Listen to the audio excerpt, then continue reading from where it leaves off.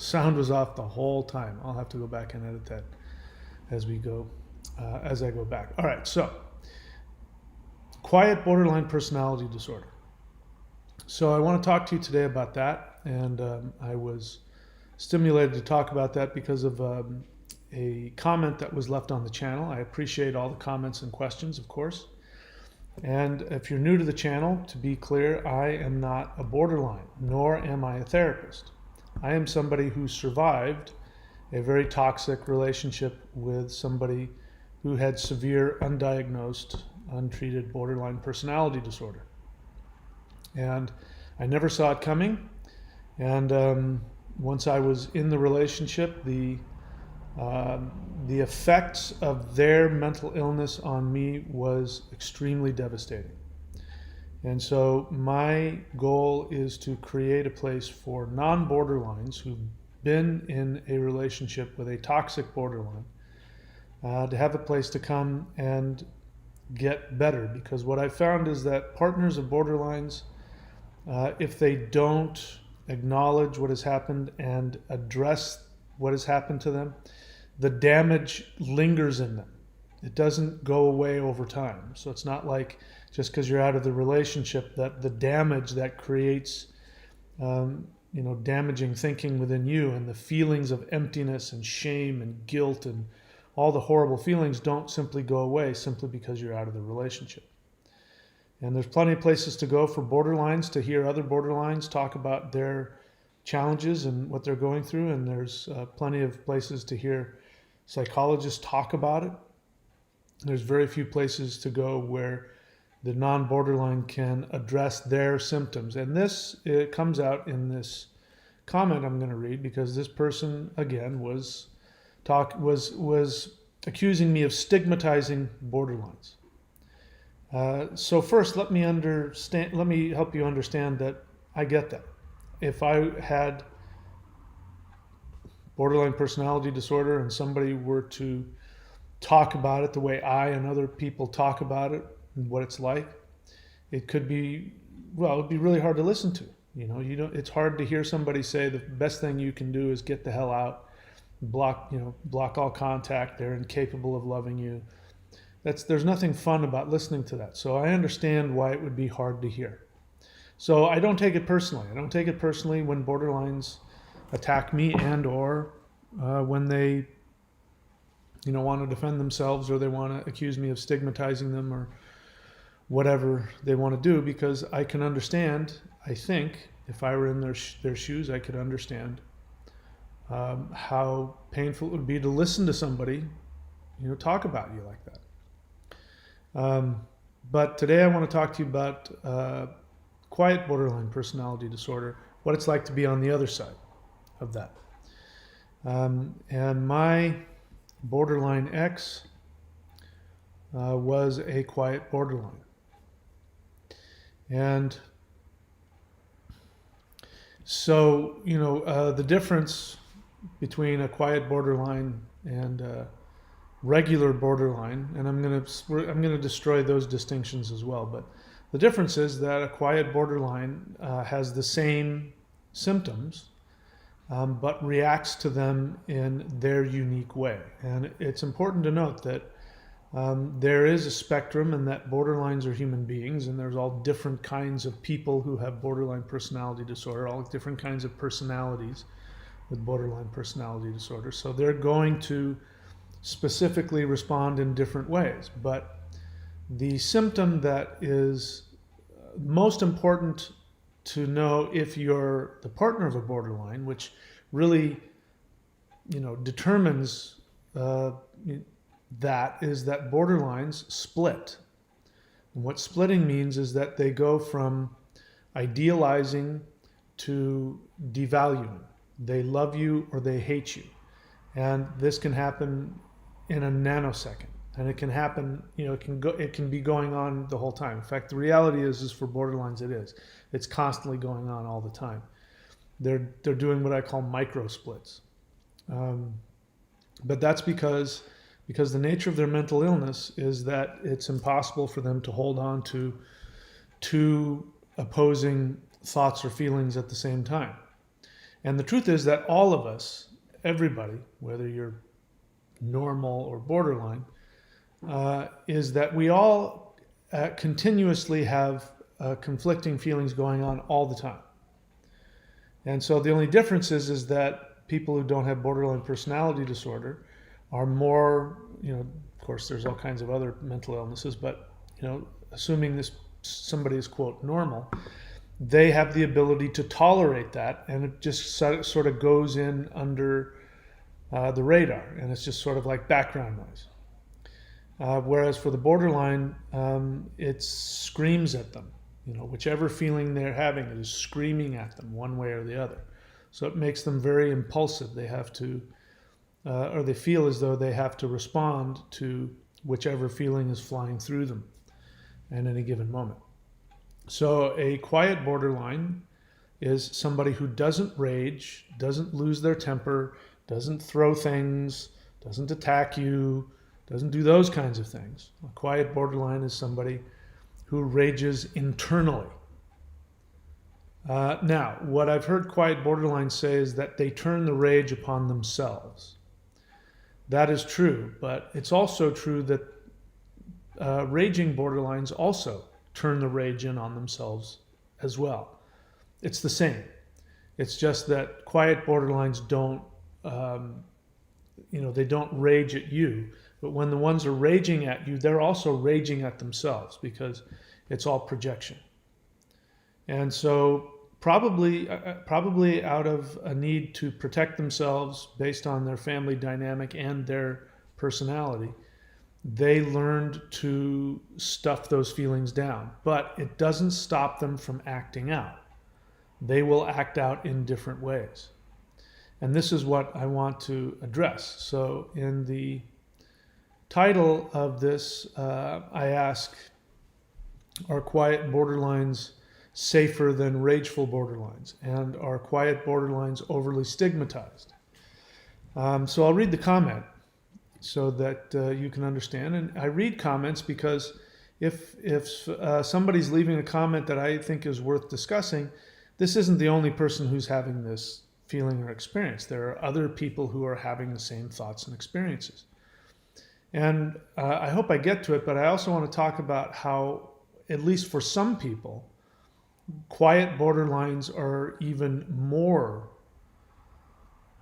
damaging and dangerous because of the fact that they don't rage. And I'll get into that in a little bit. And of course, some people would have good arguments to dispute that, but it's worth talking about because quiet borderline personality disorder can be more deceptive, especially if you don't understand it. If you're on the other side of it and you don't understand what's going on, it can be very deceptive and very damaging. So let's see. Let me see if I can find it here. Okay, so this is in response to my video, Dating a Borderline, Your Relationship is Not What You Think. The illusion of intimacy. So it's interesting because, and this isn't just on this channel, on my other channel it is too. There will just be one thing that I say. I may say 100 different things, but there will be the one thing that somebody wants to comment on. Because of course they have, it stimulates them and they have to talk about it. So in that video, I talk about a lot of different things, and the whole point of it is to help people understand the idea that in order to separate from a toxic borderline, you first have to understand that they have a mental illness. That it isn't just somebody who's got some issues, and if you work through the issues, it'll get better. That if you're dating a borderline who is toxic, meaning they haven't gotten enough therapy in them or any at all to help them modulate their responses, is that eventually it's going to get worse and worse and worse and worse. And that who you think you're with this adult when they are, when the borderline is going through the idealization phase, you think you're dealing with an adult who knows what they're doing and has chosen to have these feelings and that this is going to be who they are. And what I talk about is that actually underneath that is you got a little child. You've got a little child um, who's put on the facade of an adult. And if you can see that, then it starts to make more sense. But if you don't see that, then it becomes very confusing because of the switching back and forth. So this person says, a lot of things you said didn't resonate, I guess, to her. I think it's a her, him, her. My QBPD, which I'm sure means quiet, makes me moody, but no temper tantrums. Able to hold the same job for 19 years. Not all borderlines act the same. That is the stigma. So I did talk about in those early videos, because I was sharing my experience with borderline that I was with, and the one that I was with could not hold a job. She was completely non-functional, and of course she presented herself as this successful, self-employed business owner, which is what I am. I'm a self-employed business owner. I work from home and all of that, and so I thought that was great. And then I found out later that actually no, she was living off of government subsidies, which I'm glad. I'm really glad that that's available for her, that she can do that. But point is that she couldn't hold down a job. And so this person needs to point out that they're different, that they have quiet borderline personality disorder, and they don't rage, and they're able to hold a job. So I was with somebody who didn't have temper tantrums. I was with somebody who did that. Now here's the thing that I've come to learn is that quiet borderlines and rageful borderlines are fundamentally the same. The same process goes on inside of them.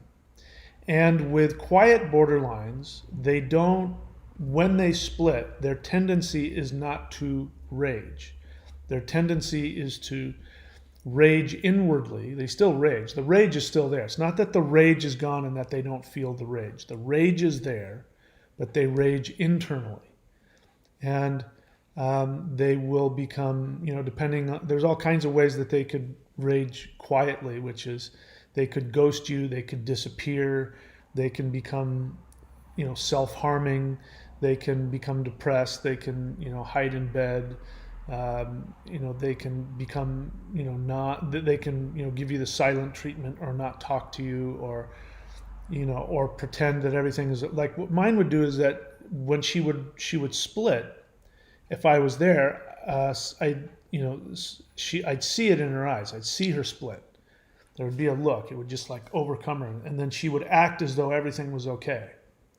And she did a really good job. And she could do that for, half an hour or an hour. And then she would find a reason to leave or, something like that.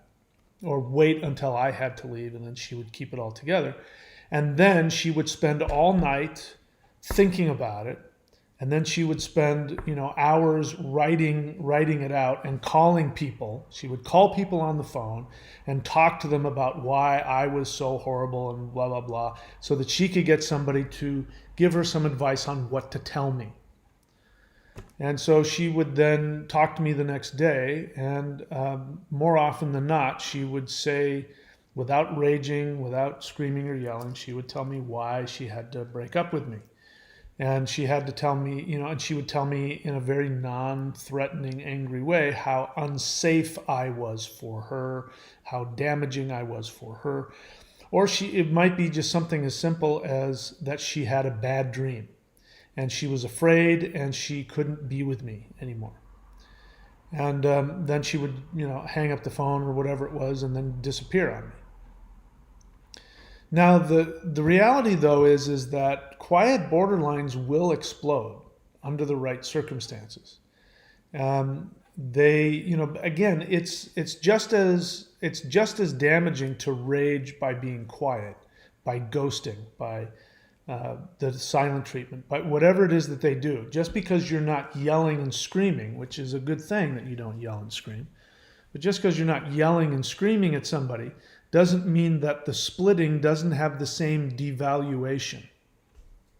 It still has the same effect.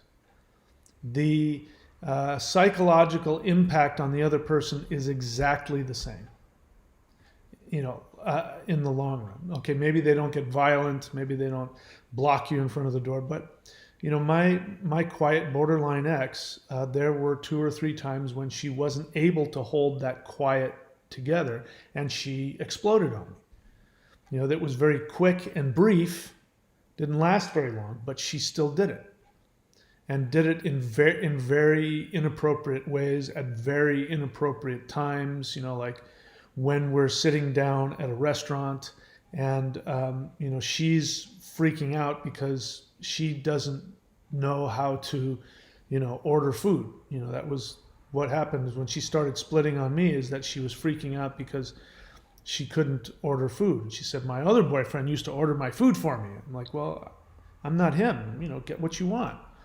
I didn't realize she was asking me. If she had said, I'm feeling really uncomfortable and afraid, and I would like for you to order for me, then I would go, oh, sure, I would have done it for her. She didn't do that, but so I didn't understand what was going on. But what she did was she just flipped. She just flipped out. And I was looking at her trying to help her, and then she yelled at me and said, stop looking at me like that, and then got up and ran out of the restaurant. So it was very inappropriate and very ill-timed and all of that. And of course, that's when it's going to happen. The split is going to happen at the worst possible moment. And I believe that's because what's happening is that they're starting to feel some intimacy, and the bond is starting to creep in, and that's what makes them ironically afraid of being abandoned, and so they abandon you as a result of that. So I wanted to address the idea of the stigma, because this person, again, I assume is a borderline, is going to blame me for, I guess, the negative feelings that are coming up as a result of me talking about, this was early on in my recovery, so I had a lot of feelings about it. And so this person is going to say that not all borderlines act the same. That is the stigma. So that's kind of on me, that I'm stigmatizing them because, according to this person, I mentioned the inability to hold down a job. And I don't know if I characterize borderlines as having temper tantrums or not. I don't remember if I did or not. I might have. Because I know that the average borderline does. They rage, they scream, they yell, they might throw things, they might physically, stop you from doing something, or they might become violent, or those things like that. So the feeling that I get from this comment is, I'm different. I'm a quiet borderline. I don't rage, and I have a job. So don't categorize me with all the rest of them. That's stigmatizing me. And I wanted to point out that that's not the stigma. Because however your borderline, if you have BPD, however a borderline's symptoms appear, one isn't preferable to the other. It is not, it's not like one is good and one is bad and one is better or one is worse. Because, as I said, the end result is the same. And for me, the greatest stigma attached to borderline personality disorder, for me, isn't the fact that they have the disorder or the things that go on inside of them. Because the truth is, I have a tremendous amount of empathy and sympathy for things that go on inside of them, because I think, in my mental health challenges through life, I've had similar types of things inside of me. So I actually totally understand and relate.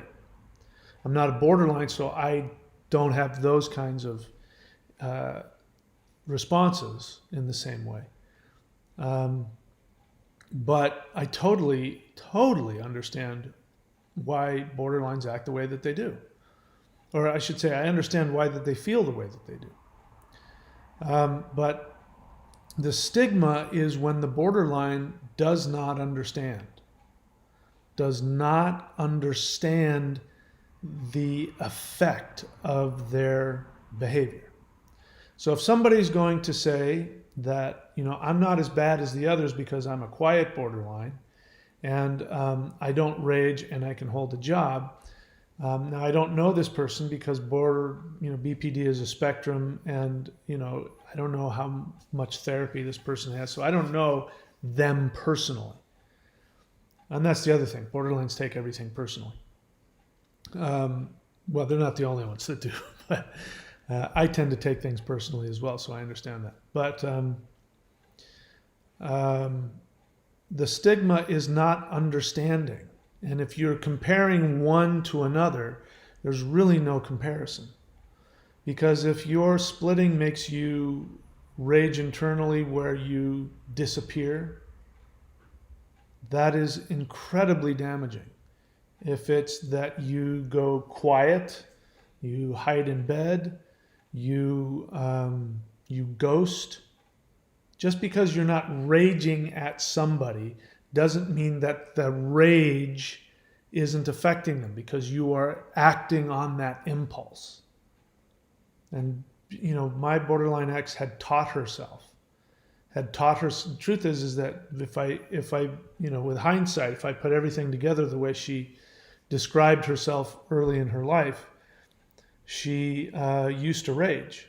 She used to rage at people and call them all kinds of horrible names and do all kinds of really disastrous things. And to her credit, she realized that that was harmful, and so she made a vow that she wasn't going to do that. But she still wasn't capable of stopping herself from acting on her splitting. And that's really what it is. It's the splitting and the acting on the impulses that come with that, regardless of what flavor it is. I mean, certainly nobody likes violence or being yelled at, so I'm not saying that that's necessarily better. But for me, I would say that being the kind of person that I am, because I don't respond well to people, being the alpha that I am, I don't respond well to people yelling at me, or, I get, that's, if somebody yells in my face or is, aggressive that way, I mean, I'm out of there. It doesn't matter how codependent I am. That's it. You're done. I won't put up with that. So I'm not a good victim for a rageful borderline, but I am a very good victim for a quiet borderline. And for me, being a quiet borderline actually can for me anyways, makes it more dangerous, because it's a lot harder to detect. And the cognitive dissonance makes it worse. It pulls you in even deeper into the hell, because the cognitive dissonance of feeling the devaluation, and this is the thing that borderlines, I think, need to understand, is no matter how they respond to their impulse, if it's not done consciously, it creates a devaluation. That's the perfect word. It devalues the other person. So yelling at somebody and ghosting somebody sends the same message. And here's why. It's not like, so let's be clear. When, yelling and screaming under normal circumstances, assuming you've got normal, healthy people, it happens all the time. People lose their temper all the time. People fight. It will still follow some kind of logic. Somebody said this and then another person said that, or somebody's done this and they keep doing it over and over and over, or somebody gets caught in a lie or something like that. This will create an angry response. And so even if you're on the other end of somebody yelling at you, doesn't mean that it's okay, you may not like it, but there will still be this understandable, it makes sense. You know why they're doing it. Even if you think they're wrong, you still understand what's going on. When borderline split, it makes no sense to the rest of us. We don't understand what the hell we did. And in fact, in my experience, what makes it so insidious is that Borderlines will split not because you did anything wrong, but because you did something right. Because you loved them, you treated them, your love took hold. Because in my experience, every single time my quiet borderline split on me, whether she raged or ghosted, which raged was almost never, but when she raged or ghosted or disappeared or broke up with me, it was right after we had had the most intimate, loving experience to date. And we had gotten closer than ever because I was under the normal, this is the logical thinking. This is why it's so insidious, because logically, you think if you can work problems out and get closer to the other person and make them feel loved, then that will fix the problem and you'll get closer to them. But with a borderline, when you do that, it precipitates the split. The more loving you are, the closer you get to them, the deeper you connect with them, the more intensely they split on you.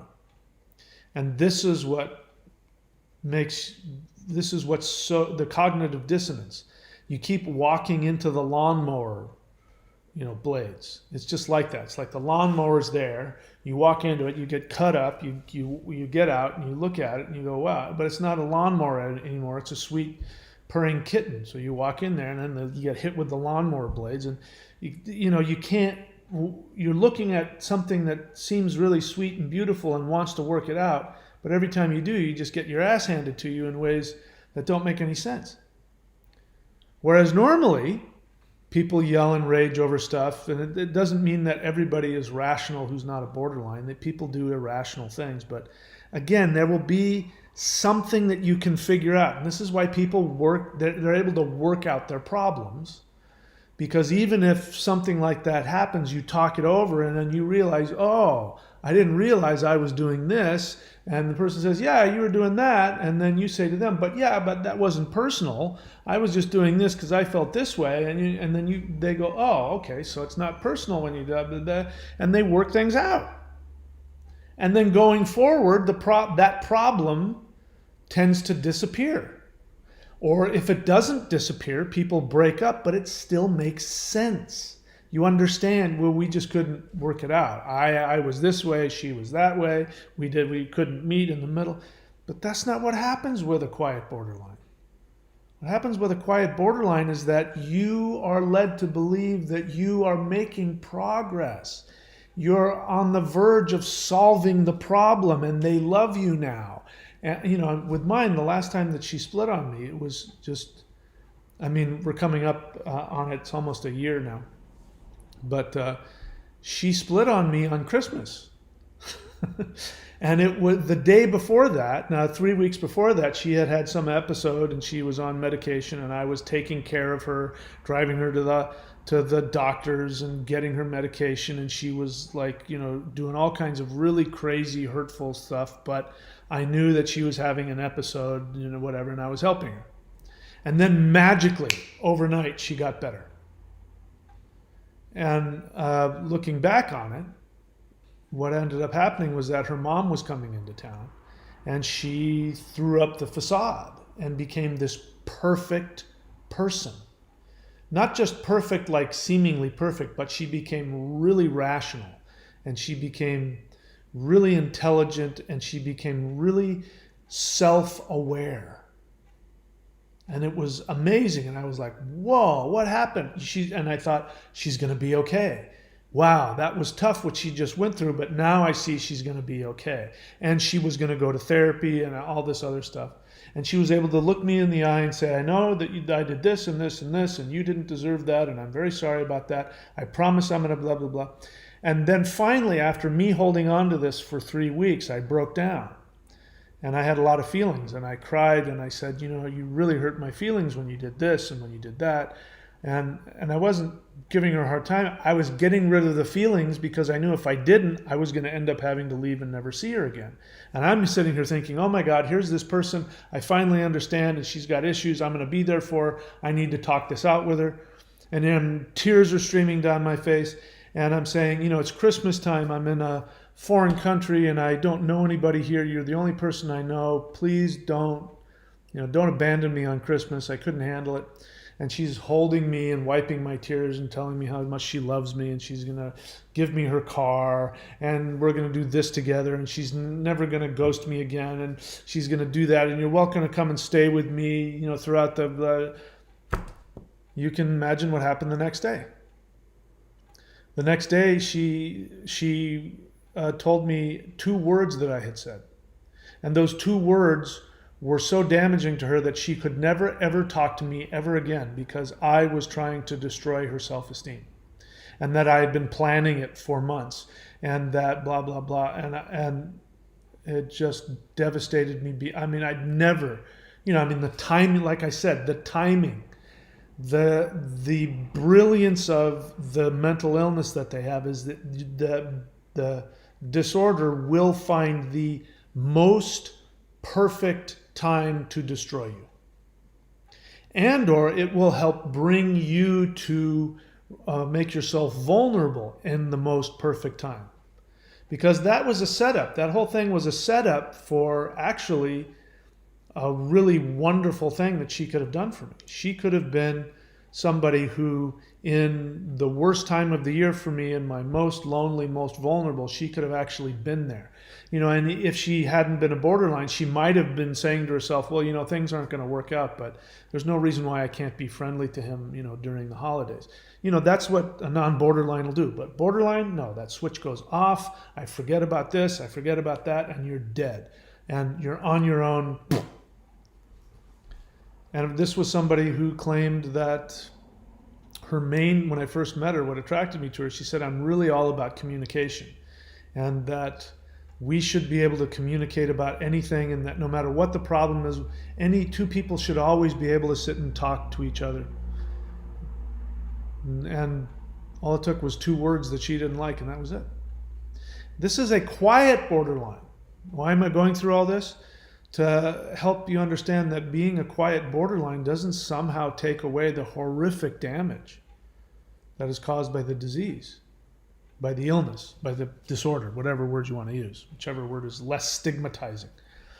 But that's the result of being a quiet borderline. And one of the things, my goal for this channel is for people, non-borderlines, to really have somebody reflect back to them the depth of the trauma that they've experienced.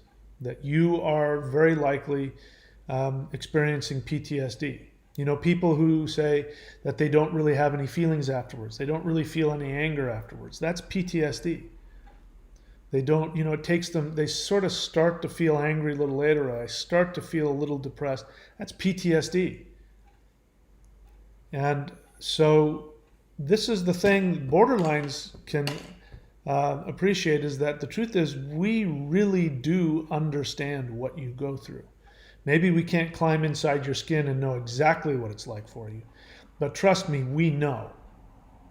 We know what it feels like and what you live through, because we end up having to live it out because of your mental illness expresses itself onto us. And I believe that's what's unconsciously trying to happen. What the borderlines are unconsciously trying to do, and unconsciously means they're not aware of it. What they're doing without realizing it is they want us to feel what they feel, because they really are wanting intimacy, and that's what everybody wants. When you're walking down a beautiful trail in the forest and you think, oh, I wish so-and-so was here, I wish they could experience that. That's because you're wanting to give to the other person your internal experience of yourself. It shows that you care about them, that you want an intimate connection. And so one of the backhanded compliments that a borderline gives you is that they want you to experience the hell that they live through on a daily basis, on a moment-to-moment basis. And eventually you will be forced to experience it. When you have experienced it, in my experience, when you have experienced it to the level where you really have gotten about as close as humanly possible to get inside their skin and feel what it's like, that's when the final discard will come. The final discard will come when there's nothing more that you can possibly experience with them. It'll just be the same, and then they have, they will want to discard you forever after that. And so, borderlines, if you're watching this and you care, my other goal for this channel, which is about 2% of my goal, is to help borderlines understand the damage that their mental illness causes the people in their life that loves them. And I'm not doing it to make you feel guilty. It's not my goal at all. My goal is to help you understand that, so you'll be motivated to go and heal yourself, so you can find love, so you won't drive people away. But I found that this comment was fairly typical of borderlines in general, in that they do have a narcissism where they really don't see anything beyond themselves a lot of the time. If they do, lots of times in my experience, it's superficial, like the guilt. Like they'll say, no, you don't understand. We feel so much guilt. Well, that's superficial. That's really about you. It's not about the other person. But being able to, even if you can't, the good news is you don't have to understand. If you can intellectually understand it and say, I don't get why it's so painful, but I see that actually is the case. It's really painful for those people when I do that. Anything that will help you to get the help you need so that you can have love in your life. I would like to be a part of that as well. But main thing is, non-borderlines, the kindest thing you can do for the borderline is to leave and go no contact. Tell them you're leaving because the relationship is damaging to you. You love them, and that you think they might have borderline personality disorder. But that's their business to figure out. For me, I have to go, I'm going to go no contact, and then you go no contact. If you have to do that through text, if you have to do that through email, great, because if you do it in person, you're afraid you're going to get hoovered, then do it through text. If you're in where they've already discarded you and they're going to be back in the next couple of weeks, you have the perfect opportunity to just start going no contact. Just block phone, block email, block Facebook, Twitter, block every possible thing. If you need to, pick up and move. Pick up and move to a new place, and don't let her know where you, or him know where you are. It sounds really cruel and horrible, but the alternative is, depending on who they are, at the very least, they'll hoover you back. And you might not have the ability to prevent that. So the kindest thing you can do for them is you should tell them that that's what you think. You're not diagnosing them, but you should tell them that you think that they have borderline personality disorder, because if enough people do that, if enough people respond to them and say, hey, this is really hurtful to me, I think you have BPD, I'm out of here, then they'll be more likely to seek out help. If you just disappear and tell them you're a horrible person, that's only going to increase their victim mentality that is already, very challenging for them to handle. So the most loving thing you can do is tell them, I think you have BPD and I'm out of here. What you should not do is you should not try and get them into therapy. If they want to go into therapy, great. You tell them, what I used to say is, after a year, if they've been in therapy and they still want to connect with you, then have their therapist call you and you can go meet them at the therapist's. But we all know that's never going to happen. A year down the road is an eternity for both of you. So your whole lives will change by then. But what I've also come to realize is that it takes at least 8 to 10 years of very committed therapy on the part of the borderline before they can get some kind of a handle on their impulses and be able to have, healthy responses to people. And let's be honest, 8 to 10 years, that's a lifetime. There's nothing to wait around for. You can't be friends with them because you're going to want to be with them, and they're waiting around to hoover you back in. And it's not helpful to them. You're just another temptation for them. So there's only one solution that I know of. That's to go no contact, complete no contact, let them know why you're leaving, and then go get therapy. Get therapy, go to Coda, and have some kind of daily meditative practice. Click the join button if you want to hear me, and click the join button at the super empath level, and you'll get access to members only videos where I tell you how I healed myself from the relationship. The relationship was destroying me, and the pain was not going away. It was getting worse. And so I tell you exactly what I did to heal myself from that. All right, I'm happy to take any questions if there are any. I know it's the middle of night everywhere in the world. So Otis says thank you. You're welcome, Otis. I'm glad it's helpful for you. Pascale also thanks me. You're very welcome.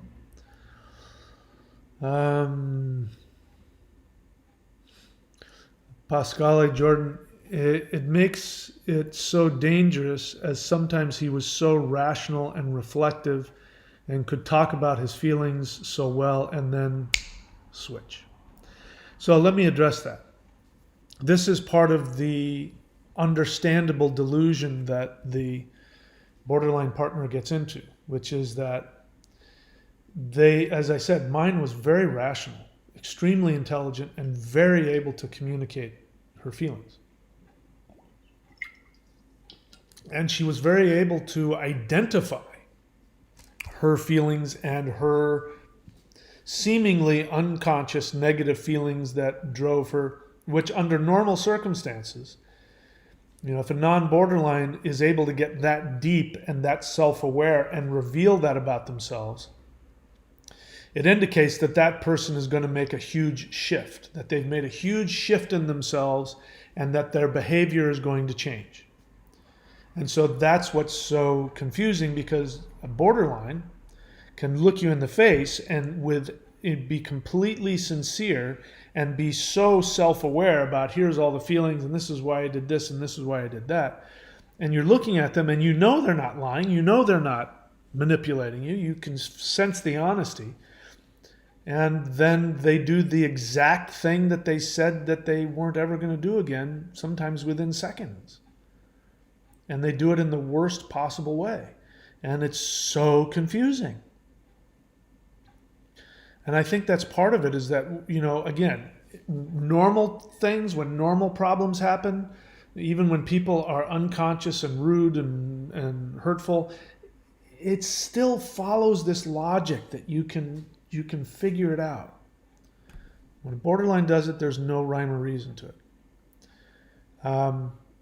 And the quiet borderline is, as I said, even worse, because they're not raging at you, because they can look you in the face. Like mine could look me in the face with no,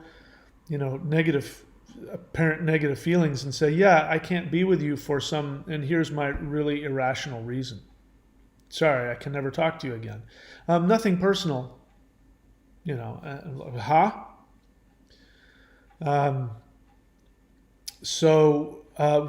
was a comment that somebody left a question. They said, how do I deal, they wanted me to talk about how borderline personality disorder and narcissistic personality disorder went together.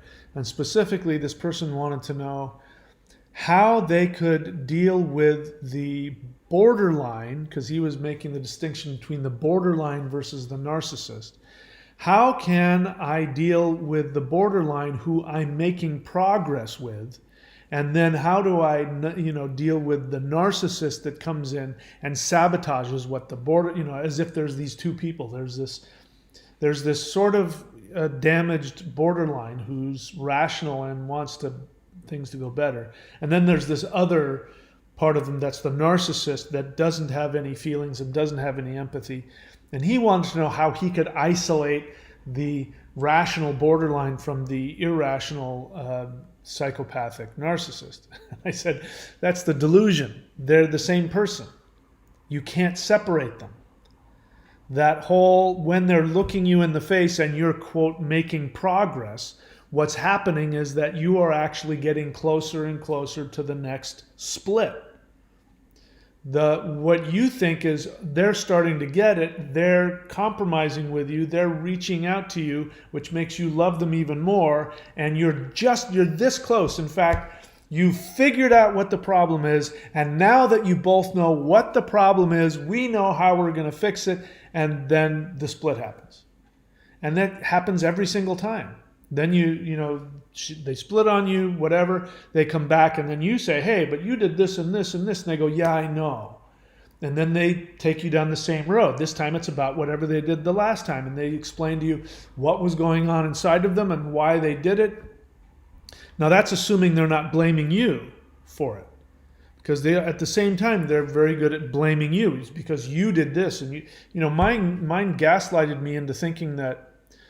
After she split on me, the first time and really raged at me and did this really, I told you about it. She did this really crazy thing in a crowded restaurant and attacked me and accused me of all kinds of really horrible things. She then was able to gaslight me because I really wanted it to work out. That was my unconscious agenda. She gaslighted me into thinking that it was my fault, that I actually created the distance because I was insecure and I wasn't ready for a commitment, and that was my fear, and I let her gaslight me into that. So you got to be careful, all that goes on. And this is quiet borderlines. Quiet borderlines are very good at that. But as you're getting closer and closer to resolving the problem, it means that, in other words, the closer you are to resolving the problem, the closer you are to finally making progress with, the wounded borderline, the closer you are to their next split. And the deeper you get, the more intimate you become, the more you resolve the problem, the deeper, the more devaluing their split will be when it comes. So, I completely agree with you on that. Let's see. Okay, so I'm looking more for a comment or a question. Let's see. ABCD says, I'm more sorry for her than angry. Well, good. That's a healthy thing. It's really important to understand it's a mental illness. You can't get mad at somebody for having a mental illness. It doesn't mean that you have to tolerate the behavior or be around it, because you shouldn't. But it doesn't serve any, anger. Here's the thing. If you're still angry at your borderline, it means you want them to love you. Because anger is about resolving things. You're angry because you're trying to resolve a problem. And so when you can really see what's going on with them, then it's hard to be angry. You're not going to be angry at a dog because he can't play chess. You're not going to be angry at somebody who's schizophrenic for not understanding that you're sitting in this chair and not driving that car down the street, because that's what they're like. They can't make those distinctions. You're not going to get mad at them for that. That's their mental illness. Nothing personal. When you understand that when the borderline split on you, it's nothing personal. Here's the thing. They didn't even know you were there. They didn't really see you. You are a projection. They project everything onto you. That's why they love you so much, and that's why they hate you so much. So the good news is that when they abandon you, when they split on you, when they discard you, whatever it is that they do, it's not because you did anything wrong. More than likely, you didn't do anything. In fact, you probably did something right. So the good news is you don't have to, that's not a reflection on you. The bad news is when they were idealizing you and telling you you were the greatest person in the world and that nobody in the world is like you, that you're the best person. My borderline actually used those words. You're the best. You're the best because, you do all the right things. I'm better than anybody in the world. And how can you not love that? But the bad news is that had nothing to do with you either. They weren't seeing you when they were idealizing you. They weren't seeing who you really were. So it's not like when they're idealizing you, they're rational and they see who you are. And when they're splitting on you, they're somehow this irrational, feelingless, horrible person. No, they're clueless throughout the whole thing. They're looking at you, telling you how wonderful you are and you're the best person in the world. It has nothing to do with anything you did. You just happen to be on the other end of their projection. That's it. All right, what else? A, B, C, D. How should I behave when I accidentally meet her in a group of our friends? I have no idea. No clue. Um, it makes me wonder how accidental it is. But, I don't know. I don't know how to help you with that. I, you know, I mean, I would even start thinking about getting a new set of friends where she's not around. Sad, but it makes me want to ask all kinds of questions because, how is she able to have friendships? What kind of friends are they? My borderline ex, the friends that she talked about, in hindsight, they were all pretty marginally damaged outsider type people. And her friendships weren't all that healthy with them either. Of course, she wouldn't have characterized it that way. But the people she hung out with were, drug addicts and alcoholics and, really, like I said, fringe type of people. Of course, that's not true with all of them. But so I don't know enough about it. I don't think it would harm you to find a new group of people to hang out with. Do whatever the hell you have to do to protect yourself. Because you're asking me what to do when you're around her. What can you do? When you're out swimming in the ocean, it's like asking me, so when I'm out surfing and there's a shark feeding frenzy going on, how should I behave with the sharks? You should get the hell out of there. Yeah, but the waves are really good, man. Yeah, okay. You should still get the hell out of there. So I guess that's my unfortunately, that's the best advice I can give you is, start looking for, a new set of friends. If she's going to be part of that group, you can't go into that shark infested water.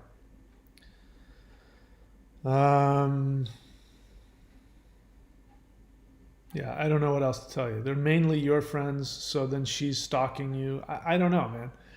You got to do whatever the hell you got to do. Evo says, I think the quiet borderline is harder to recognize and the splitting is different. I don't know, because the truth is that, there are so many different kinds of people. The borderline personality disorder, it's not like there's different types of borderline personality disorder. The disorder is the same. The people that house the disorder are different. So they react differently. But it's always the same. The feeling is always the same. The end result is always the same. But I agree, I understand what you're saying. It is harder to recognize because they don't yell and scream. Like I said, for me, all it takes is one of those episodes and you're done. I don't care what the hell your problem is. You're not in my life anymore.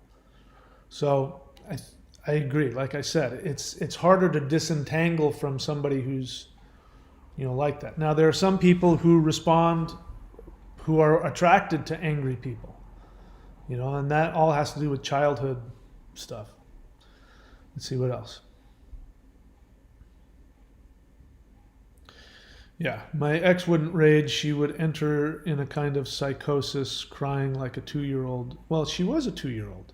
That's what her emotional, development is at, and she's a damaged 2-year-old. So I have a lot of empathy for her. That's the best she could do.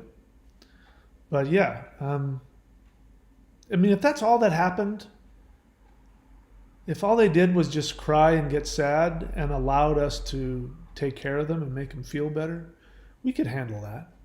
They'd event, if we could actually help them work through that. But the thing that I've heard from borderlines in recovery is that there is an emptiness inside of them that nothing can fill. And so when she's crying like a 2-year-old, there's nothing you can say. There's nothing you can do. No amount of love will ever fill that hole up, ever. And that abandonment that she's perceiving, as you said perfectly, she perceived abandonment because, of course, you didn't abandon her. It's all their projection.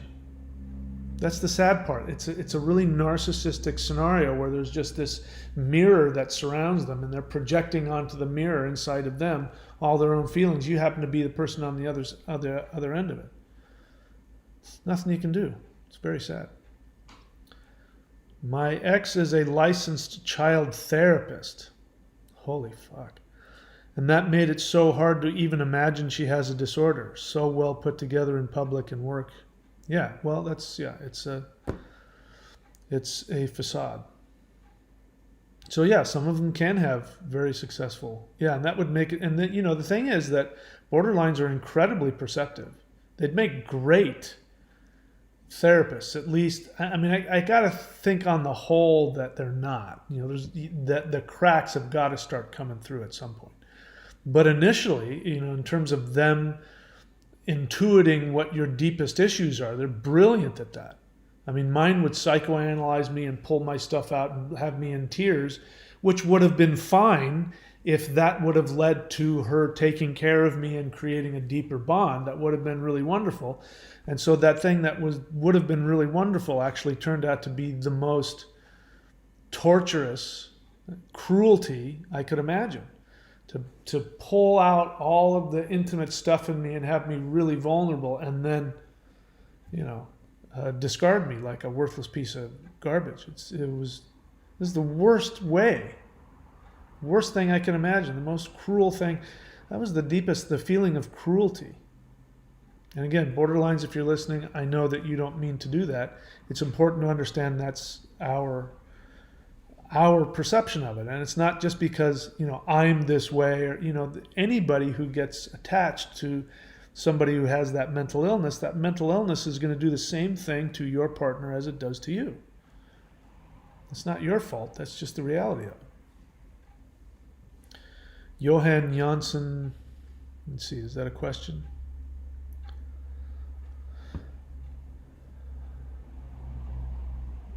So you say that you saw the traits of borderline and you saw the traits slowly diminish. I really did not understand the problem would not go away, but come back with a vengeance. Well, yeah, I mean, so it's a pendulum. And the thing is, if you don't realize it, the pendulum, if it swings really far towards the idealization, it has to swing just as far in the other direction. So however wonderful the idealization is, that's how horrible the devaluation that is coming is going to be. And one of the sad parts of the codependence is that codependents want to try and figure out how to isolate the good part and get rid of the bad part. And that's their denial. You can't have one without the other. Let's see what else. Pascale Jordan says, I was the love of his life, and he said he wanted a future with me, and it was the most beautiful relationship. The next day he posted a profile picture kissing another woman. Yeah, so what you really mean by that is he told you you were the love of his life. But here's the sad part. He may have meant it in that moment. They only know what's happening in the moment. From a psychological perspective, that's all they know. Whatever they're feeling in the moment, that is their reality. And it doesn't matter that there's another girlfriend, there's another wife. It doesn't matter. In that moment, right then and there, they mean everything that they say. That's the sad part. Let's see. I was the love of his life, and he said he wanted a future with me, and I was the most beautiful relationship. The next day, he posted a profile picture. Is that splitting via triangulation? Well, of course. I mean, they're going to triangulate all the time. Triangulation is a way of doing just that. I mean, non-borderlines do this all the time. There's something interesting I learned. We're just talking generally. This doesn't apply to everybody, but generally speaking, men cheat in order to preserve a relationship. So if they're with a woman and they feel that they're being devalued and destroyed, but they want to stay with the relationship, but emotionally it's becoming intolerable, they'll go cheat. They'll go get what they need from somebody else and then come back so that they can stay with the mother of their children or whatever it is. That's triangulation, I would imagine, I think. But borderlines do that all the time. And so, men and women both do that. And that's why they're doing it. He's off with that other woman because he's in love with her, but then he takes that when he gets tired of her, he then takes that good feeling and comes back to you. So yeah, the sad part is that we think we're special. I mean that I remember feeling like I was special, and I was going to be different. Yeah, she had all those other boyfriends and she had all those other problems, but now she's with me, and like she says, I'm the best. Because I do. I think I'm the best. Everybody should think that they're the best. I think I'm the best boyfriend any woman could have, but I really wasn't for her. She was. I don't even know what she was really doing. I think she was also really good at hiding all the stuff that she was doing. I mean, who knows what the hell was really going on? I don't think I even want to know. I think I would be so hurt if I knew what was really going on. It would be so horrible. But that's what happens. And the sad part is that they're in a tremendous amount of pain. They're not evil people. They're in a tremendous amount of pain, and they're just doing the best they can to try and survive. Doesn't mean you have to stay around for it, though.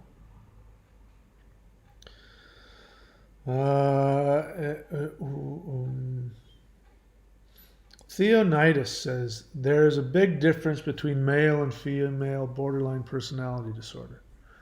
Male borderline personality disorders are more like quiet NPD. Well, I'm not an expert. I'm not sure that that's accurate.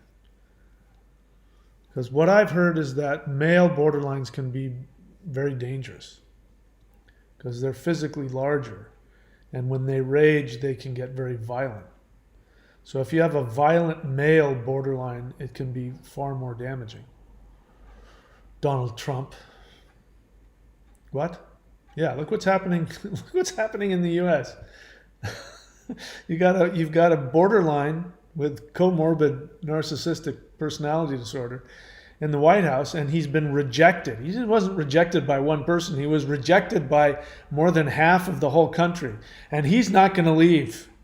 And he refuses to accept, and he's going to be that male borderline that's going to block the door and prevent you from leaving and then choke you. I've heard some horror stories about what men can do. So I don't know how accurate what you're saying is. I'm not an expert, but I can't say one way or another. But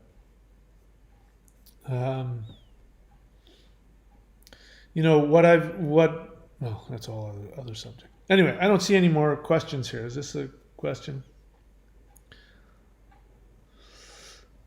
Evo says it's so sad to see you can't help them and that they destroy the one thing they want the most, love. The only thing that's left is to go no contact and work on your own issues. Yes, I agree.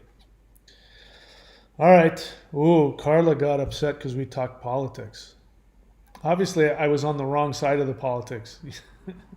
If I was on your side, it would have been okay. But I was on the other side, so it's not okay. All right, bye. Wow. I'm quoting her. Wow, all caps, bye. Okay, bye. See, this is health. A healthy person can have other viewpoints. And this is something borderlines don't do very well. But, this is what group therapy is about. Group therapy is about sitting in a group of people and learning how to tolerate. Learning how to tolerate other people's thoughts and feelings, even if you don't like it. So we can wave goodbye to Carla, but one of the things we can do is we can learn to, be with each other even if we don't agree or don't like what somebody's saying or doing. That's where the real health is. And think about the world if we could do that. If we could sit in the same room and tolerate, and even when somebody says something that makes you feel murderously rageful, and look at them and say, wow, what you just said really makes me rageful, but, I love you and I'm willing to listen to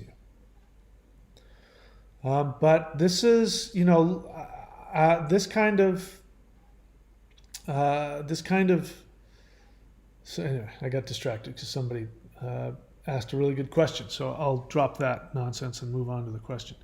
Is cheating a big part of the BPD behavior? As I understand it, yes, it is. And it makes sense because borderlines operate emotionally from a very superficial place. They don't really connect on a deep level. They don't bond on a deep level because they're infants, somewhere between the age of 0 and 2 years of age. That's where their emotional life is. And so, like a little child, their attention span is very easily distracted.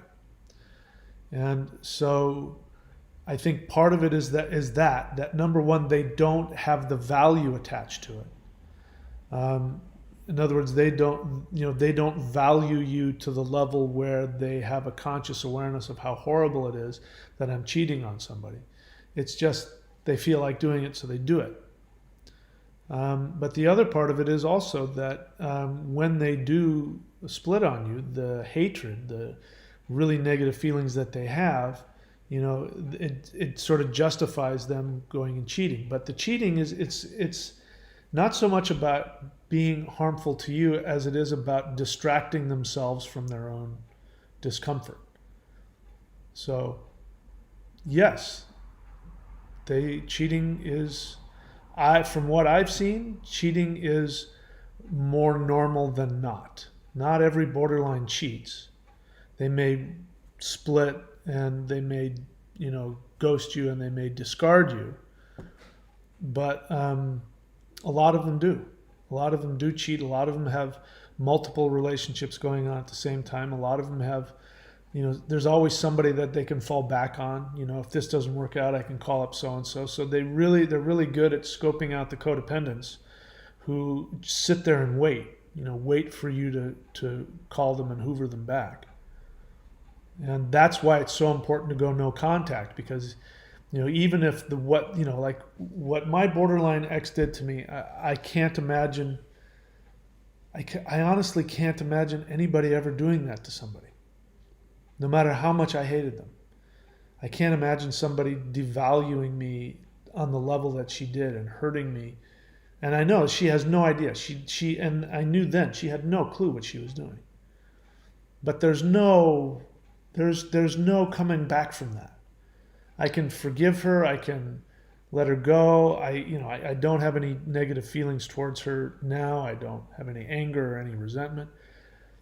But if she were to find her way back to me, which hopefully that will never happen, I don't think it will. I don't even think. I think she's completely forgotten about me. But if she were to find her way back to me, I would never be able to get over that. I just don't think. I just don't think I could ever get that stain out from between her and I.